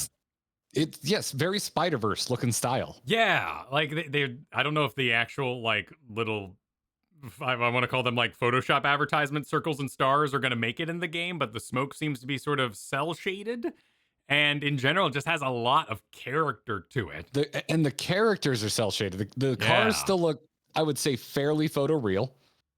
But the characters are cell shaded, and then when they're drifting, the smoke is, as you said, animated. They do like the squiggly lines, and this is something that Spider-Verse did, where you had 3D, characters. Doesn't work for a burp apparently. But then they would like have hand-drawn elements over the top of it, and that's what's going on with this. So Heat did this with what I like to call the aesthetic of 80s cocaine party. So Heat had this aesthetic, had this like kind of over the top graphical aesthetic where they would introduce like neon like symbols and graphics that would overlay on top of things, particularly like when you would start and finish a race. There wasn't a whole lot of it happening in the race itself. So I'm wondering if that's what's going to happen here, but I'm hoping they push it a little bit further with Unbound, because this trailer just looks, it's something I think Need for Speed has been trying to find, which is something that sets itself apart from the pack. Because now we're in the world of Forza and Gran Turismo. Need for Speed has been second fiddle for a long time. As far as arcade console racers, Gran Turismo much more in the sim direction, but Forza rides that line. You can really dumb down Forza if you want to with controls and whatnot, and make it a very arcadey experience, especially with the Horizon installments of Forza. So Need for Speed, I think, has kind of struggled with its identity and where it fits in the landscape of racing games with real licensed cars. So I think Unbound looks great. I think Unbound looks like it's kind of got its own voice, its own style. I love it. It looks kind of like an ode to street level clapped out race cars, which I love. That's an aesthetic I really have a lot of deep love for. You know what? I'm watching the Heat trailer right now, and I'm realizing why I didn't pay attention, because it's got cops in it, and it, seems to have kind of the, like you're going to race all kinds of places, but the new one has like the construction site and the more interesting to me racetracks that is on display, but really it's the style, like the Spider-Verse, the cell shading, that really makes me go, oh, this is going to be fantastical. And when I dress up and arrive, can you customize your character now? I don't think I ever saw myself in Underground. Oh yeah, there was a crazy amount of character customization in Heat, so I would imagine they're going to bring that forward into Unbound. I want to buy these and sweaters also all the Heat time. ran on the Frostbite engine, which gets a lot of shit, but their character models look fantastic in Heat. When I'm like shopping Amazon and there's like these big graphic sweaters, I always want to buy them, like have dragons all over them. No, Unbound really looks to be, so I also just love cars, like outside of racing games. Katie's got a highly modified Scion FRS. I drive a stick shift V8 Mustang. We're both big car nerds, and Unbound seems to be really leaning into like the like hype car culture of like Instagram and TikTok. Like, Yeah, the younger side of car culture right now is very colorful. It's very fun. There's a lot of anime girl stickers going on. Like, that is back in full force when you go to car meets. As long as you don't go to Cars and Coffee, it's too early for the cool kids. You got to go find the night meets around here to see the hip cars. But I love it, man. This looks cool. This looks great. I want to play the crap out of it. interesting. Yeah, I'm with you. Like the style choice they made everything else pop and everything else interesting. I'm watching this Heat trailer from 2019, and I'm just kind of bored. I feel like I've done this all before. And whether or not it looks like there's some storyline where maybe you race a bad cop and maybe he like gets in your business or something. I just don't care. But here, this is looking fresh. I think if you liked Underground 2 and you've been wanting another one of those, Heat feels like a modern version of Underground 2. I think that's why I liked it so much. Also, its setting is basically Florida, so there's another reason I like Heat. But it's like fantasy Florida because it has mountains. Which, if you've never been to Florida, Florida is flat. Yeah, very flat. Is absolutely flat. But it's essentially Super Miami with a mountain range. They got my attention. Yeah, but Unbound looks cool. I'm looking forward to it. I'm gonna play the crap out of this, and I love that an old Nissan is like the Halo car. You got to start like that's the fun. That was the fun of Pod Racer back in the day, is starting with nothing, starting with a real crap car. And even in the little story trailer, they're like, if you beat me, you can have this car. And you're like, oh, so I get to build up. I get to build my garage. I get to put a new NOS in there. I just look at the levels, little numbers go up, little bars fill in. I go, ooh, it's faster. And then I hate drag racing though. I hate that mode. That was my least favorite. It's hard to make drag racing interesting in a video game. It's really interesting in real person in real life because there's a lot of incremental improvement you can do. But it's just not all that fun in video games. Yeah, I can see that. Drifting is fun in video games. Circuit racing is fun in video games. Drag racing is just not that fun, and especially in an arcade game because they're going to dumb it down even more to make it accessible because you've got an arcade racer. Then drag racing is super boring. But yeah. Anywho, we can we can only hope that it lands. There's something about it. It just looks fresh. I'm sure it'll be a little cringy in the way it's trying to appeal to heavy quotations here, the youth. Probably. But Need for Speed's always been cringy. It's always kind of leaned into the camp of it. So I don't think it's necessarily a bad thing when Need for Speed is a little cringy. I think it should be. I think it should kind of chase it. Like, have the ham. Look at the most popular car media in the world. It's Fast and the Furious, and it's campy as hell. Yeah, embrace it. Yeah, just go for it. Cabin of the Woods of Horror. Nobody in the car scene is taking things too seriously, and if they are, I don't like being around them. So, yeah, I'm looking forward to it. I'm super stoked about this today. So, anyway, I want to see what you're super stoked about because you've been playing more than just Final Fantasy this week. So let's get into what you're playing.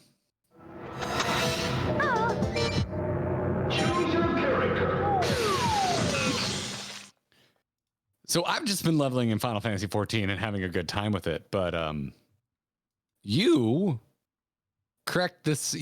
I love that you're going on this journey of shit. Kyle should have played a lot sooner. Well, you cracked the seal on a game I deeply love. You may have been aware of this little show we did called Into the Nexus. Here's the Storm.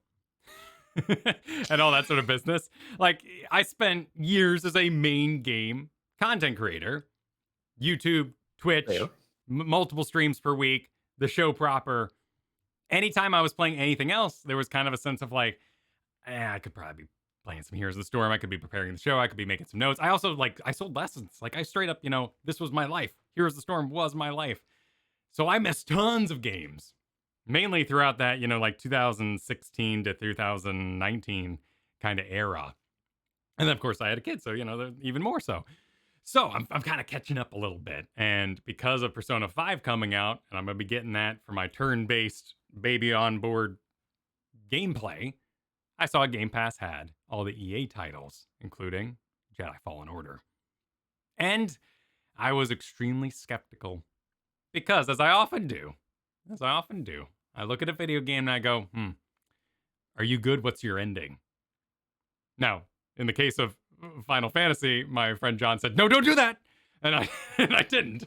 But You should never do that. no. You but, madman. well, You're a monster. Well, I got limited time and I want it to be spent valuable, and I want to know that One Piece ends someday before I go and watch it. Unless I'm using it to fall asleep on the couch. That's a whole nother. There's too many episodes. I will just die before Exactly. starting One Piece. There's too many episodes. And I don't know if a game is going to be doing this to me, right? So back in the day, I was swinging by like Trixler's chat, and everyone was streaming Jedi Fallen Order. I saw a lot of the game, and it looked a little rough. There was, capes going through people's chests at the time, and of course, I saw the end. Now, I won't get into it here, but Star Wars is often feeling very small for a galaxy far, far away, and it's not the part of Star Wars I enjoy. I don't like seeing C-3PO and R2-D2 around every corner. I'm just like, what are you doing here?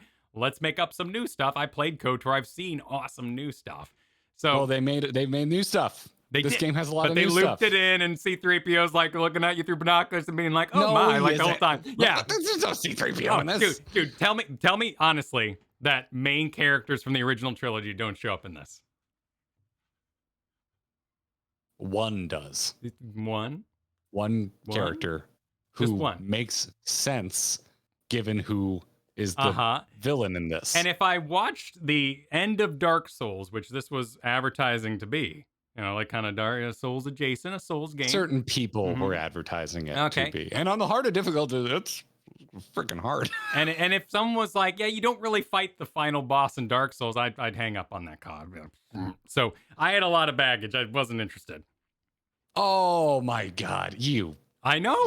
This is why you frustrate me, because it doesn't mean there isn't a final boss fight. There is. That's just the cap to the narrative. You have a final boss fight before the thing that you're mad about. You're repeating what I was doing to you on the Cyberpunk show. You monster. But this is why you don't look up endings and you experience it yourself the way it was meant to be experienced. This is a happy story, Garrett. Because of this. And this alone, I was like, wait, what the shit? What are we doing here? Is this real? And it was. And it was just that little bit, and I was like, oh my God, I gotta play this now. I'm so happy with this new future of Star Wars where they figured out everything doesn't have to be John Williams. Yes. Some of the best scored music of the last decade has come out of Star Wars properties. And it's the stuff that isn't John Williams. I love John Williams. The stuff he did for Force Awakens and Last Jedi, like Rey's theme is beautiful. But where I've really been impressed is the shit in The Mandalorian. Andor right now has such a banging soundtrack. Like there's synth in Star Wars and it works. And then Fallen Order has a fantastic soundtrack. Dude, when you're doing that, when you're heading in on that sweep and you're doing the thing. We always end up on junk planets, particularly in in the RPGs, but as well as Jedi Outcast, the junk planet was the worst. Junk planets are rarely done well, but there was enough nods. There was, people talking. There was environment building. I was like, wait a minute, we gotta. And of course, like I said, like this, I was just like, holy shit! You don't understand. This is where I'm gonna gush, Garrett. You don't understand how much I love this style of music. I have a whole Spotify playlist dedicated to this kind of stuff. Here, I'll just click into one here. It's so good. I'll click another one so we don't, get any copyright problems. It's one of my favorites. It's so good. I love this genre of music. It's called folk metal. Is the way it's labeled on Wikipedia. But it's like Mongolian throat singing. It's so incredibly badass. Yes, it's a riff on throat singing. Absolutely. Yeah. The first time you ever heard anything that sounded like this in Star Wars was Force Awakens. Go watch Force Awakens again and pull up that movie's cantina scene. Okay. That's what the music sounds like. It's different. It's a little more upbeat. They're aping the cantina band a little bit more there, but it has this sound. And Fallen Order took that and just ran with it, had a field day. It sounds like whoever scored this was just having a good time. Well, and I immediately took great offense to one of the greatest things. People, when I heard reviews of this game, I've got my own problems, as you disagree with, but, I've got my own problems when I see a game. On the outside, all I heard was nonstop complaints about how the character's generic. He's so boring. It'd be a good game if he wasn't so boring. He is. He's literally the least interesting character in the entire game. He's great. Like, I think he's great. Like, we fly in on him. He's got his headphones on. Like, I'm like, oh, he's bored like I would be. Like, he's a great self-insert. I don't need any more from, my Jedi insert. This is like, I was sold. He's doing a great performance. He got, I don't know the crew. Cameron Monaghan, he's a good actor. I like him. I've seen him in a lot of stuff. He's what I would refer to as CW pretty. Sure. Like he's too clean. Like he looks like Archie. Like I have no problem with this. He looks like he was drawn by it's just I don't know. It's which there is a CW Archie series, but Cameron Monaghan is not on it, but he could be. Like everyone on that show is just too pretty. Their faces are too symmetrical. They look like Ken dolls. I feel like there were many other complaints that people wanted to make, and so they focused on him because he was an easy target. I think he's doing a great job. Granted, like he's a good actor. I struggle with him in Star Wars because he has this basic cable television look that I can't get past, and it's not an insult because what I'm saying is the man is like too attractive. Okay, that's better than what I saw on Twitter back in 2019 or whatever. No, I think he's ripping on. He's a good actor. He's in a show called Shameless, which I love. It's a drama comedy, and he's amazing on it. But he doesn't work in Star Wars for me. I think as much as I love this game, but the main character is my least favorite thing about the game. He's doing great out there, and like the time period of like 5 years where it's perfect. Like we're not having to do like a whole retraining kind of thing like we did with Obi-Wan, which was fine for that amount of time. But I feel like all the little pieces fall into place. There's an interesting Inquisitor. There's enough side characters that I'm chilling with. I'm only just getting to the first world, so I'm not that deep in. But the pilot and I think what is going to be your Jedi Master, all of them are doing great performances. The aliens are actually like lip syncing with interesting, crazy faces. I'm really sold on it. And again, like a lot of this, instant love was from here's another one. This one's called Tuva Grove. But they're such badass songs. I love this playlist so much. So I was just completely over the moon the second with the fly-in. Oh, man. And they're doing it's Respawn, right? Respawn? That's their name? Yeah. Yeah, Respawn made this. They have a good engine. Like you like fall asleep on the train, you wake up, you walk to the locked door, you turn around, it's a whole Imperial hallway. Like there's not a ton of clunk. I don't feel like the game is constantly struggling with itself to be made. And that's how I feel about Respawn games. It hides its seams really well. I think I know you get annoyed by reused enemies. I feel like you're likely to be, I don't want to speak for you, but I feel like you're likely to get over it faster in a Star Wars game where stormtroopers are supposed to look similar. I agreed. As long as they're, I'm definitely like, I want them in their original helmets because that's what like fulfills my stormtrooper beat 'em up fantasy. How far have you gotten? You're in luck. They have their original helmets. I know, and that's great. And I think they look good, and they also have like the bike riding ones, which was always my favorite when I was little. Scout troopers. Yeah, they were always super duper cool. They don't overdo what is maybe like a Sarlacc pit here in the opener. Like it's just a set. Like we don't have. Well, this is planet. So this planet shows up in a bunch of different Star Wars media. Braca is the salvage planet where they are taking apart all of the stuff left over from the Clone Wars. Yeah. It shows up in the Clone. Does it show up? I think it shows up in Clone Wars. I think it shows up in Rebels. I think it recently showed up in the Bad Batch show. But it's where you start Jedi Fallen Order. And it's such a good freaking planet. It's just the scrap planet with all the old Clone Wars ships being taken apart. Well, they don't overdo it. Like, and then you're off this planet and on your way. Like, you're not laboriously going through, moving the truck. Can't move that trash yet. I'm sure there's going to be that, like, you can't press this button yet. That's the Souls nature of it. I do have my slight gripes with the combat. It doesn't hit the weight that Dark Souls does. Like, when you get hit, you kind of go, "Whir," and then you're still going. Like, Dark Souls, when you get owned, a dude full on floors you and you die. And you disperse into well, Ether. I've been playing too much Final Fantasy, but you know, you disperse into souls.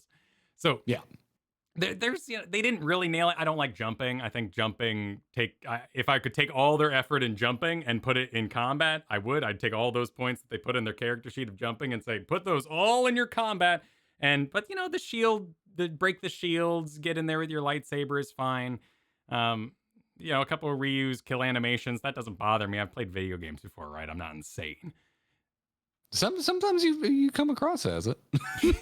You have high standards. I do, and I want the game One to feel might like say impossible. One could say impossible. But I want to feel like I'm experiencing the best imagination that the creators had to give. And so often in modern era video games, you can always see those themes of like, here's where we couldn't do the thing. Here's where we had pushback from producers. Here was where we added lines to the Gelflings because the producer thought it would be confusing in Dark Crystal, right? Like all these sort of things. I'm not feeling that with this. I feel like they're actually just getting to tell the story they wanted to. And I'm curious how the combat, like, you know, I know there's a talent tree in here and a rest system where you go back to your previous spot and BD or something like that. BD is the droid. Yeah, your healing kind of systems and all that. They're all functioning. Yeah. It's a solid ass game. And it made me go, what the hell has EA been doing with this license? They could have been making single player experiences like this the entire time. And instead they bet the farm on 2 Battlefront games. Well, and here I am to say, like, the hardest difficulty is really enjoyable. Like, they actually have a combat system that works. The block works. The reflect laser bolts works. And when you get owned, it doesn't have the weight I wanted to, like I said, but you know what you did and you can improve and you can continue through the game with that knowledge now in tow. Yep, there's telegraphing. There is, like, you can understand the combat. You can understand why you failed, where you failed, and how you can improve. And just the little touches like, oh, I'm going to get paid for this, you know, as some, like, stormtrooper or whatever downs you. That stuff really matters. Like, people have forgotten that. That's the thing about Dead Space. The monsters were scary, sure. But whenever you died to a monster, you got your damn face ripped off and, you know, like, infused with tentacles. And so you're like, I never want to see that again. And I certainly don't want to hear, you know, in Batman Arkham, they did this with the Joker. He would make fun of you when you died. Like, they got all these sort of game elements that I really enjoy. They're really kind of pressing on my buttons. I get why you like Arkham, because if you die to Harley, you have to listen to Harley talk over and more, over again. So I'm like, I'm never you. dying to Harley again. Yeah, exactly. I'm glad you're digging it, man. I thought you would bounce off of this one, if I'm going to be honest. I think I might see it through. What I'll end up doing is, you know, now that I know the difficulty's good, I'll probably lower it back down to normal to see the story. And then if I'm just captivated, go back through and enjoy it on hard difficulty. Because I think keeping the story running, this game is more of a story game than it is a Dark Souls kind of. It's a story game that just happens to have a solid combat system. Yeah. Like, it encompasses what Force Awakens couldn't manage, which was a story you actually wanted to see with gameplay you enjoyed playing. Yeah. Yeah. I like it. You make me want to play it again. I can't wait for the next one, man. You could. I cannot wait for the next one. What's out about the next one? We doing stuff? What are we doing? But there's a mysterious old Jedi or Sith. We're not sure if it's a good guy or a bad guy in a back to tank. That's the big tease. Oh, cool. And the next one, like evil wizard. Oh shit! Evil There's a thing. There's a thing in this. Oh, there's a section in this I think you're gonna love now that you're actually enjoying it. Cool. I'm not gonna. Don't look anything up. Oh, about Jedi Survivor is it called that I'm looking up right now? Don't look this up. Okay, don't look this up. All right, don't I'll look stop anything watching. up. Just play the game. Just play the game. Oh man. Oh, it goes places. It goes places. Yeah, I haven't really played anything other than Final Fantasy this week.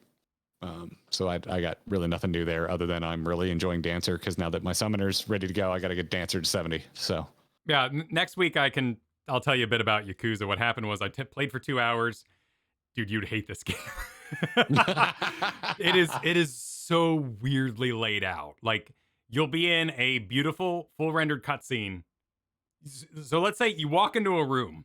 Let's say a bar. You walk into a bar, full cutscene, voice acted, lips are moving, everything. Then suddenly cut it off, text, only text boxes, and just, you know, lips just kind of doing whatever they want. Then suddenly it'll go to like slideshow where it's voice acted and well rendered, but the lips don't move at all. But sometimes someone like smirks. like a weird kind of like 3D motion slideshow.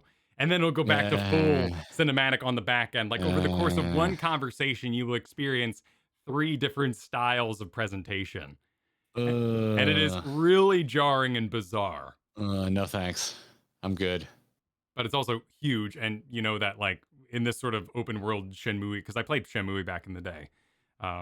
You know, in that Isn't sort it of just Shenmue? is it Shenmue? I only read it in my own head, so you know what? Yeah, you're probably right. I think it's just Shenmue. Oh, sure. But you end up like a lot of this is like they cut corners here because it's not really cutting corners. They're just saying this part of the story, kind of like Final Fantasy. They're saying this part of the story can be told through text. It's not as important. We don't need to act it for people. We're gonna take all that effort and we're gonna go put it in karaoke or something weird like that down the road.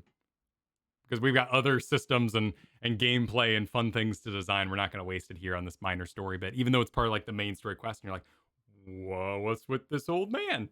Why is he suddenly not voice acted? And then he just kind of goes, hey, and you're like, oh, so each like line begins with him being like, ha ha, like, oh, you know, rowdy old man says, it's okay. It's we're having a lot of fun with it as like a couch evening game. But what happened was, I'm done for the night. Been playing for 2 hours. It's 2022. I say, all right, going to bed. Exit. Do you want to lose your save progress? I'm like, yeah, you know what? I've been standing here for like 5 minutes. I want to like brush my teeth. You know, I'm going to floss. I'm like, exit. All gone. Because I didn't go to a phone booth and save properly. I was supposed to like it was, you know, it was 2002. I was supposed to walk over to a phone booth, pick up the phone and say, would you like to save and select the slot or something like that. So I lost all my progress. So I'll report on it next week what I think of Yakuza. I'm sorry you lost your progress. Yeah. That is maddening. It was rough. Part of the reason I haven't gone back to Cyberpunk, I didn't lose my progress, but I meant to make a choice, and the game was like, nope, you made this choice. And I was like, and then my last save was like 2 hours of gameplay. Right, yeah. So, like, yeah, I've been there. Yep. Lose the motivation. Yeah. No, I do want to go back. It's just like, I got a trip coming up in a week, and school is compounding, and I'm just like, I'm going to play Final Fantasy, and that's it. Until I get on the other side of this business trip. Sure. So, yeah. Ooh. We'll talk about that, man. I need to have a conversation about just how I've just realized I've been a cave troll since 2020. I haven't had to go out on assignment for videography in a very long time.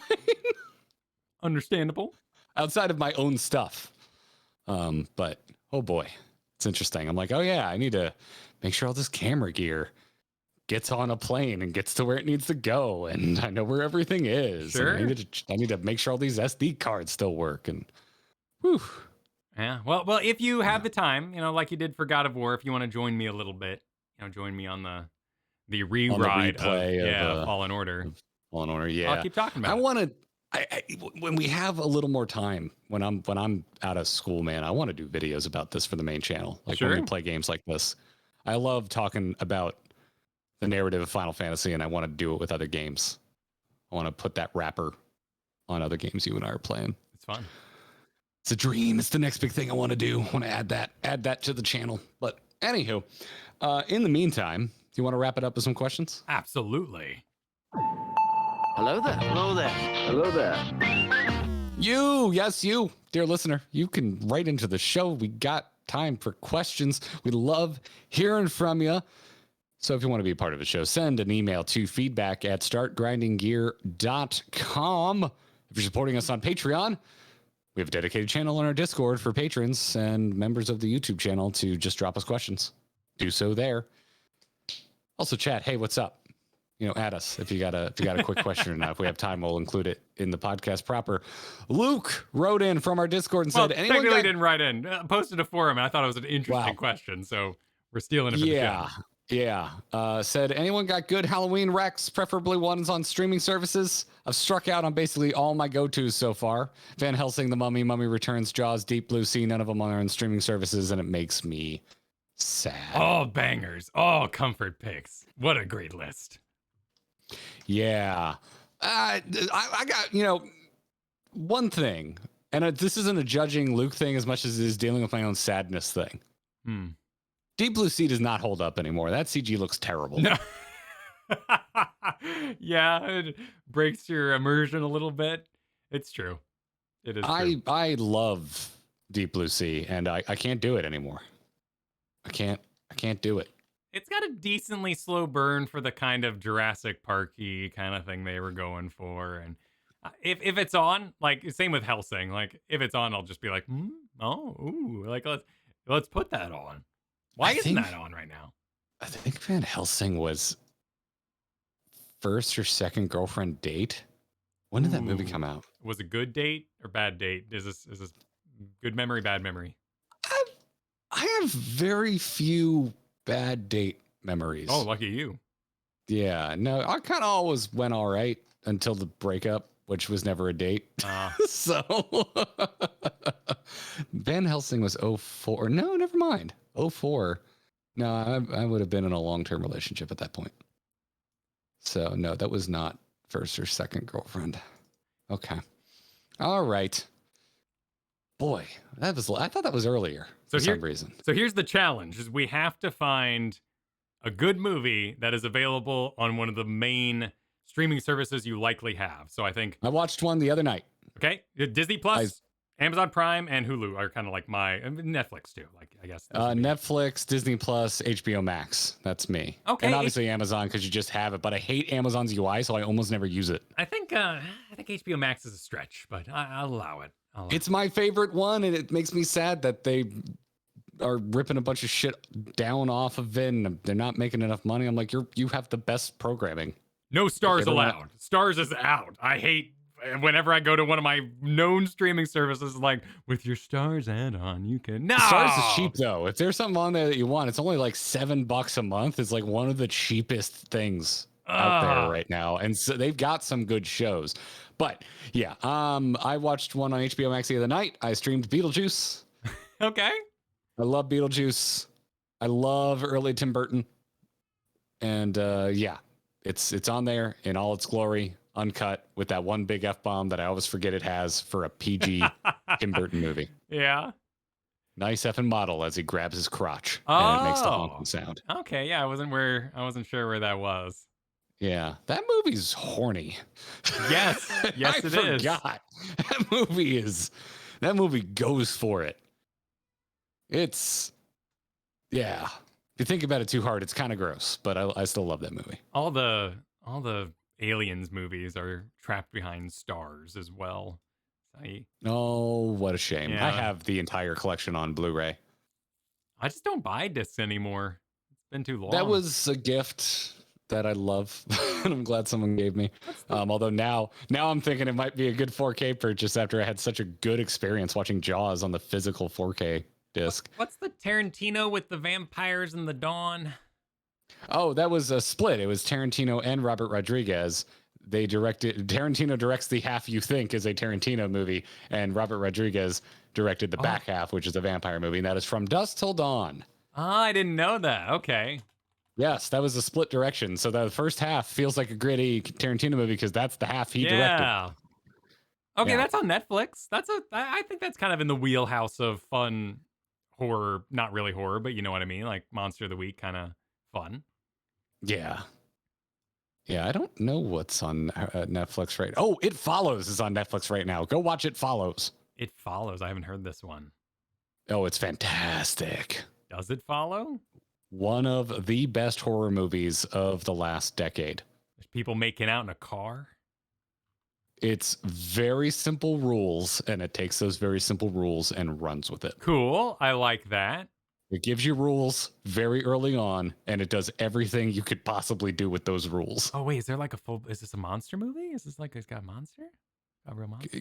I wouldn't call it there is a monster, but I wouldn't call it a monster movie. Okay. Because I watched Sputnik, and that was way too cagey with the monster. Like, just never heard about it. Yeah, to set because I know you are the type of person that you are, I would set your expectations by saying, do not go into this expecting a cool looking monster. Okay. It's not about that.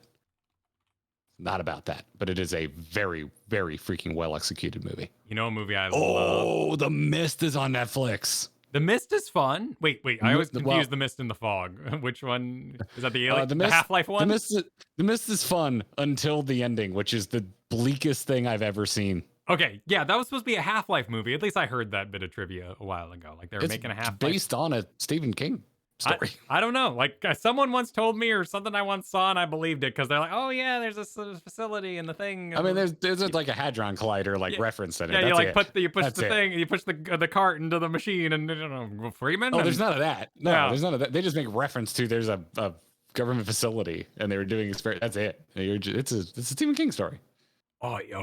Here's one of my favorites. It's available on Amazon Prime. You don't have to rent it. It's like it's included with Freebie. Okay, whatever Freebie is.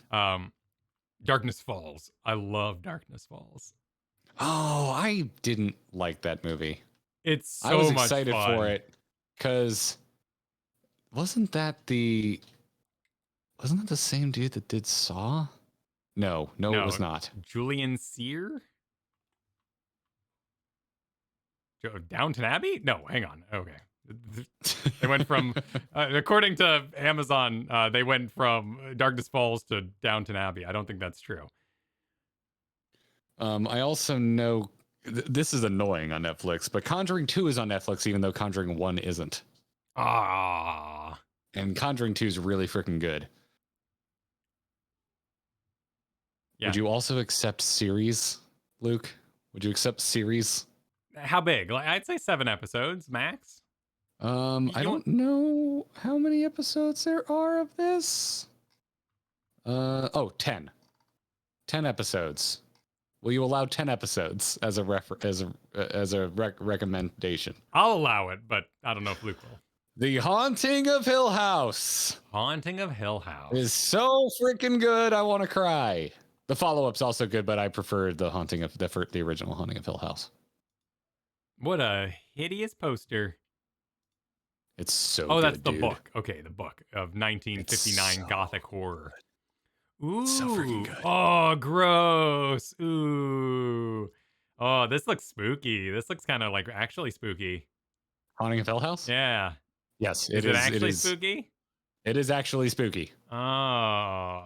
It's just kind of all around good. It's like a hard drama with straight up bone chilling horror. Yeah. Okay. Here's kind of like my divide is like Aliens, Mummy, action horror, of course, does this well, but when it's over, you had a good time. Like that's my cutoff. Like and that's what I feel like Luke's going for here with their list of movies. Like you might be in suspense. You may even like watch through your fingers a little bit, but when it's over, you're like, that was fun. I had fun today.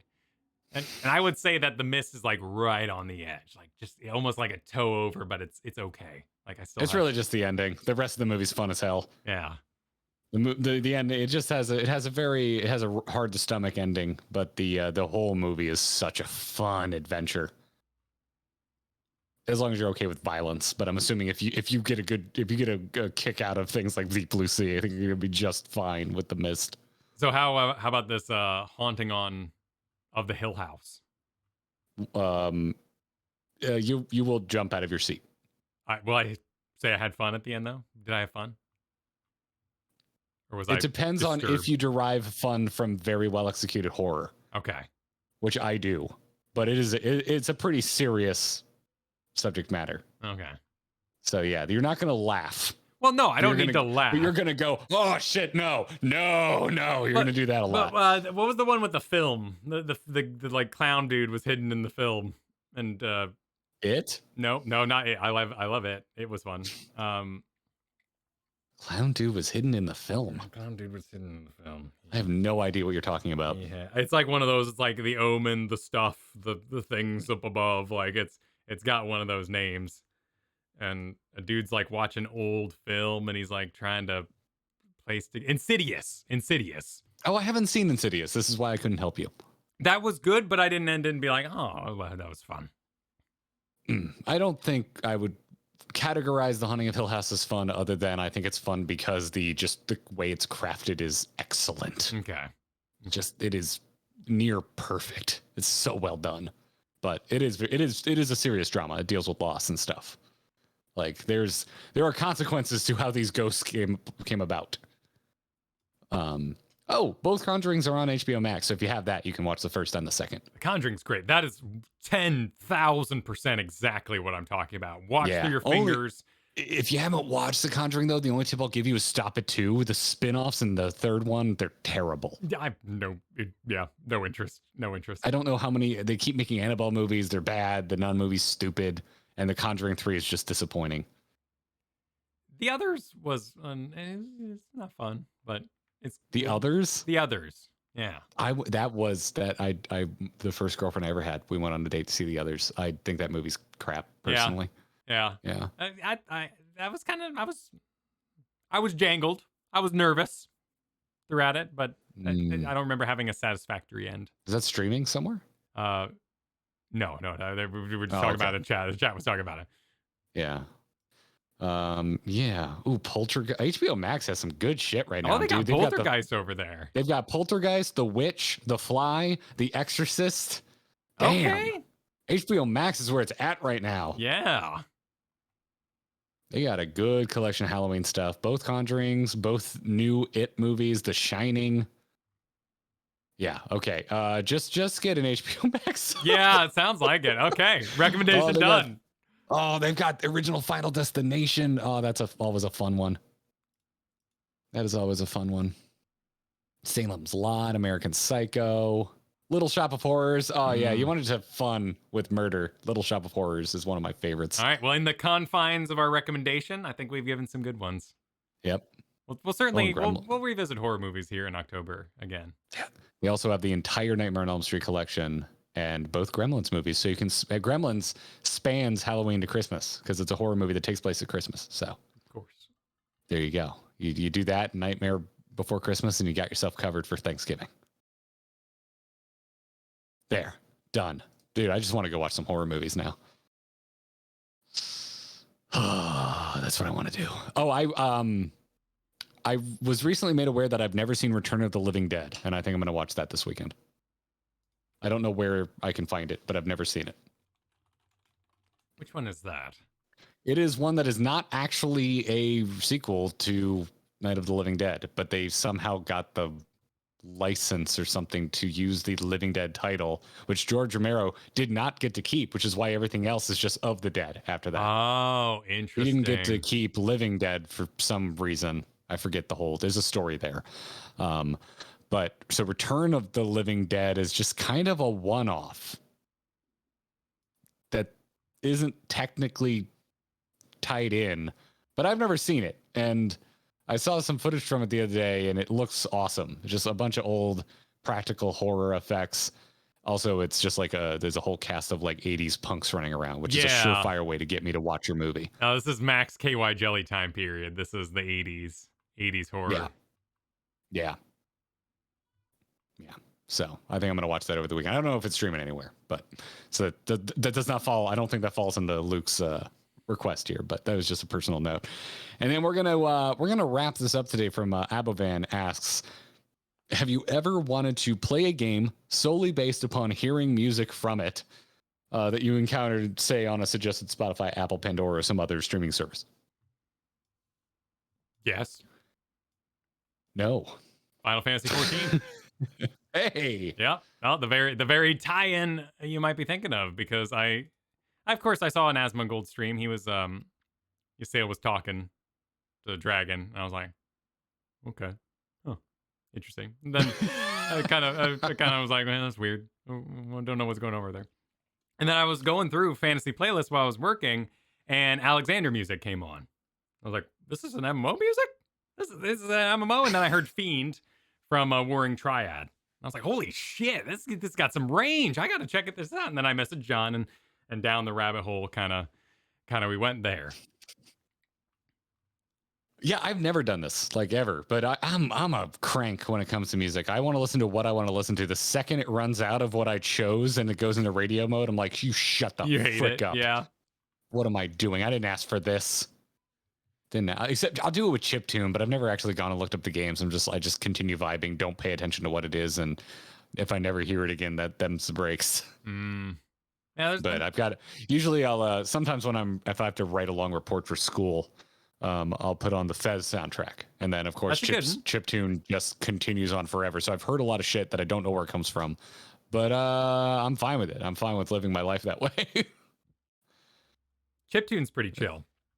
Yeah, it's that or FTL are my go-to for chiptune soundtracks. That's a good one. I mean, if someone had sent me that that stuff in there, it's a little turned down now. But man, if someone sent me that Jedi Fallen Order, I would have been more interested. I didn't know that was in there. Nice. Nice. Yeah, but no, this has never happened to me. I do find new bands this way, but I've never, anything without lyrics I don't usually pay too close attention to. I'm going through my list of my D&D soundtracks here, which is a pretty good, way for me to find new music and explore things. A couple of these come from like Modern Warfares. So there's obviously things like Gears of War, Modern Warfare that have some really good background music that I go, no, I'm not interested. Nice. Yeah, I haven't discovered new music in a long time. Outside of direct recommendations, and even then it's been a while. I think the last thing I got recommended to me was Beach Bunny, and they're great. But it's not gaming music, it's a band. So yeah, I'm not wired this way. I don't get to do it anymore. This is the sad part. I hold back. I like exploring video game soundtracks, but with Final Fantasy's musical reveals being part of the excitement of the moment, I put that all away. I haven't listened to the Shadowbringer soundtrack. I haven't listened to the Endwalker soundtrack. Imagine years from now when we're finally caught up, how free you'll be. Yeah, then I can just put it on. I can put it on my D&D playlist. I can, I really like sorting my playlists. I'm a big fan of. I got my tavern one. I got my forest one. Apparently, I really like Two Worlds. Two Worlds apparently had really good music. I need to. We've been having the family over more, and it's made me realize I need mixed company appropriate playlists. Having kids will do that. Because Katie and I like aggressive music. Yeah. It's not always the best for guests. Man, I really like mashups, but those are not child friendly. I'm trying to. Yeah. I think I've banished these all, so I might not have any examples right now. No. Oh, here we go. Yeah. No, none of these are good. Oh, my workout music was also very angry. You gotta power up, man. You gotta go. You gotta keep going. I haven't gone for a run with headphones in a long time. I like leaving my house with nothing on me. There's something freeing about that. It makes the run better. It's a little. I don't have a damn phone jiggling or like weighing down your pants, or I tried one of those armbands I hate those things. They don't look comfy. They're not comfy. I used to do a lot of podcasts and stuff while I work out, but since we edit so much, I'm so sick of hearing our voices. Sometimes I'm just like, I can't even listen to my friend's podcast. Like I need silence. Oh, that's fair. Yeah, I'm real behind. I haven't listened to anything from the stable of our friends in a while. Although, hey, I'm gonna promote someone right now. Our buddy Justin Robert Young helped produce. He's not on it, so it's not a voice you're used to, but he produced a new show called Don't Explain, and they put I don't know. I guess I could ask him, but I don't know if there's going to be more or if they're doing mini seasons. But there's just 3 episodes.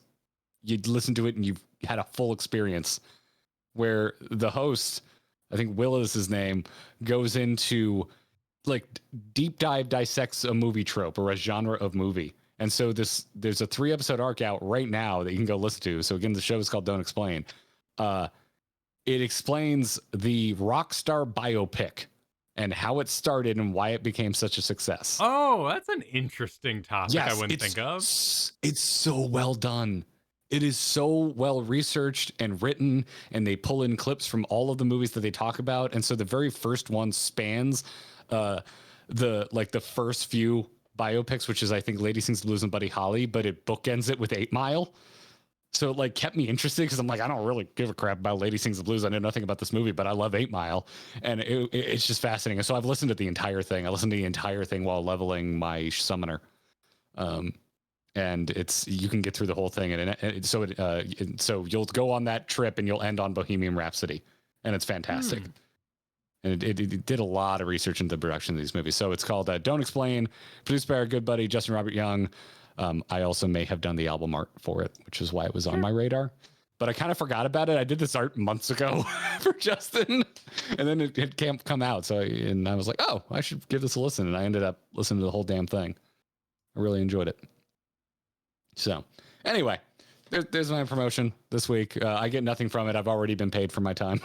So I just really thought it was a good show. It was really well produced. So if you're looking for a new podcast, something you can consume, check it out. And that is going to wrap it up for this edition of the Grinding Gear podcast, which means, Kyle, you got any sweet, sweet jams for me to listen to? Ooh, I like that. You know? I like it. Yeah, reminder, if you're supporting us on Patreon, I'll be getting that spoiler bonus episode of our Cyberpunk Edge Runners discussion out for you very soon. But we want to shout out, speaking of our badass patrons, we want to thank you. Thank you so much for your support of everything that Kyle and I make.